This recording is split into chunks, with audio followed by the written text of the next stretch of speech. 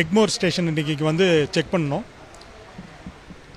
அதில் பார்த்தோம்னா கிட்டத்தட்ட ஒரு 26 பாக்ஸு நாங்கள் வந்து கைப்பற்றிருக்கோம். அந்த பாக்ஸில் பார்த்தீங்கன்னா எல்லாமே ஜெயப்பூரில் வெட்டப்பட்ட ஆடுகளாக என்னன்றது தெரியல, ஷீப்பாக இருக்கான்னு தெரியல. அது நாங்கள் டெஸ்ட்டுக்கு அனுப்புகிறோம். 26 பாக்ஸில் வந்திருக்கு. அந்த 26 பாக்ஸில் பார்த்தீங்கன்னா இது எல்லாமே வந்து ஐஸ் போட்டு கொண்டு வந்திருக்காங்க. நார்மலாக FSSAI நார்ம்ஸ் பிரகாரம் இந்த மாதிரி டிரான்ஸ்போர்ட் பண்ணக்கூடாது, அன்ஆத்தரைஸ்டாக இந்த மாதிரி பண்ணவே கூடாது. இவங்க வந்து அங்கேருந்து கொண்டு வந்திருக்காங்க.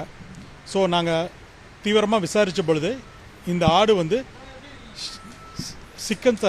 சிக்கந்தர்னு அந்த ஊரில் அங்கே வெட்டியிருக்காங்க. சிக்கந்தர்லேருந்து வெட்டப்பட்ட ஆடு ஜெய்ப்பூர் ரயில்வே ஸ்டேஷனுக்கு எடுத்துகிட்டு வந்திருக்காங்க.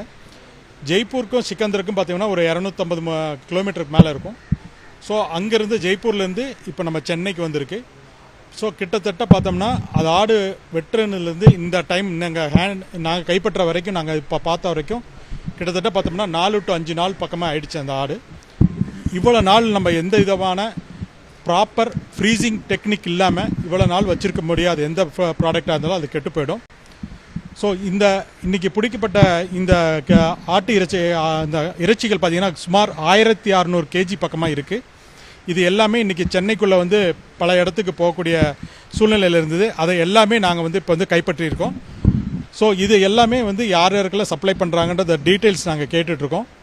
ஸோ இதுக்கு வந்து நாங்கள் உடனே இது மாதிரி வருதுன்னு தெரிஞ்ச உடனே நாங்கள் வெட்டினரி டாக்டர் இங்கே இருக்க நம்ம GCC இருந்து நம்ம அவங்க பீப்புளும் வர சொல்லியிருந்தோம். ஸோ இந்த கறியெல்லாம் வந்து நாங்கள் GCC பீப்புள்கிட்ட ஹேண்ட் ஓவர் பண்ணிடுவோம். ஸோ அவங்க வந்து இதை வந்து ப்ராப்பராக யார்டில் வச்சு டிஸ்போஸ் பண்ணிவிடுவாங்க. நார்மலாக இந்த ட்ரெயின் பார்த்தீங்கன்னா எத்தனை நாளைக்கு முன்னாடியே எடுத்துட்டாங்க, இங்கேருந்து வந்திருக்கு.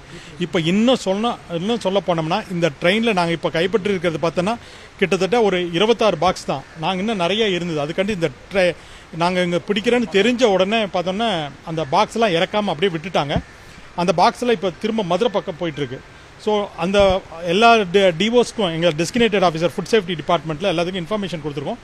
இந்த ட்ரெயினில் இந்த மீதி பாக்ஸஸ் வந்துட்டுருக்கு. ஏன்னா நாங்கள் இறக்கிறதுக்குள்ளே அவங்க இந்த ட்ரெயின் மூவ் பண்ணிட்டாங்க. அதனால் எங்களால் இறக்க முடியல. இன்னும் நிறையா பாக்ஸஸ் போயிட்டுருக்கு. ஸோ நாங்கள் செங்கல்பட்டில் இருக்கக்கூடிய அவங்க நியமன அலுவலருக்கும் அடுத்தது பார்த்திங்கன்னா அந்த ட்ரெயின் எங்கெங்கெல்லாம் நிற்கிதோ அங்கங்கெல்லாம் அங்கே இருக்கக்கூடிய நம்ம அந்த ட்ரெயின் ரூட்டில் இருக்கக்கூடிய அத்தனை டிஸ்ட்ரிக்ட் ஹெட் குவார்ட்டர்ஸ்க்கும் நாங்கள் இன்ஃபார்ம் பண்ணிவிடுவோம். நார்மலாக இந்த மாதிரி ஸ்லாட்டிங் பண்ணி ஆடு அப்புறம் டாக்டர் சர்டிஃபிகேட்டோடு வரணும். இதில் பார்த்தீங்கன்னா டாக்டர் சர்டிஃபிகேட் கிடையாது. இப்போ நம்ம ஊர்லலாம் பார்த்தோம்னா வெட்டுனாங்கன்னா டாக்டர் சர்டிஃபிகேட் கொடுப்பாங்க. நம்ம இதில் வந்து ஸ்லாட்டிங் ஹவுஸில் பார்த்தீங்கன்னா சீல் போடுவாங்க. அது ஆட்டு மேலே சீல் போட்டு தான் வெளியே அனுப்புவாங்க. நீங்கள் பார்த்தீங்க இன்றைக்கி ஃபுல்லாக நாங்கள் ஒரு 2 பாக்ஸ் பக்கமாகவே ஓப்பன் பண்ணி செக் பண்ணோம். அதில் எந்த விதமான சீலும் கிடையாது, எந்த விதமான டாக்டர் சர்டிஃபிகேட்டும் அதில் அட்டாச் பண்ணும் கிடையாது. ஸோ இது வந்து 100% வந்து தடை செய்யப்பட்டது. இது வந்து நம்ம வந்து மக்கள் கைக்கு எந்த ரூபத்திலையும் நாங்கள் கொடுக்க மாட்டோம்.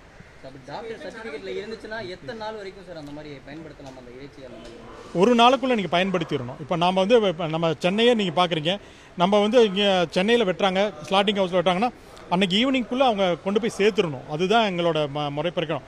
அதுவும் அந்த ஹோட்டல்ஸ் எல்லாம் பார்த்தோன்னா மினிமம் -18 டிகிரி ஃப்ரீசருக்குள்ளே தான் அவங்க அதை வந்து ஸ்டோர் பண்ணி வைக்கணும். இன்கேஸ் அவங்க அடுத்த நாள் சமைக்கிறாங்கன்னா அதுக்கு முன்னாடி ஃப்ரிட்ஜ்லேயோ ஃப்ரீசர்லேயோ வைக்கவே கூடாது. அதுதான் இப்போ பார்த்தோம்னா நம்ம ஊரில் நார்மலாக ஆட்டுக்கறி பார்த்தோம்னா 700 பக்கமாக வருது, 700 to 800, இன்னும் சில இடத்துல 900 கூட போகுது. இந்த ஆட்டுக்கறி பார்த்தோம்னா ஒரு 500 rupeesக்கு இவங்க வந்து இங்கே ப்ரொக்யூர் பண்ணிக்கிறாங்க. ஸோ இது ஒரு 400 ரூபாய் பக்கமாக இவங்களுக்கு ஒரு லாபம் வரும்னு நாங்கள் எதிர்பார்க்குறோம். செய்திகளை உடனுக்குடனும் துல்லியமாகவும் தெரிந்து கொள்ள சப்ஸ்கிரைப் பண்ணுங்க.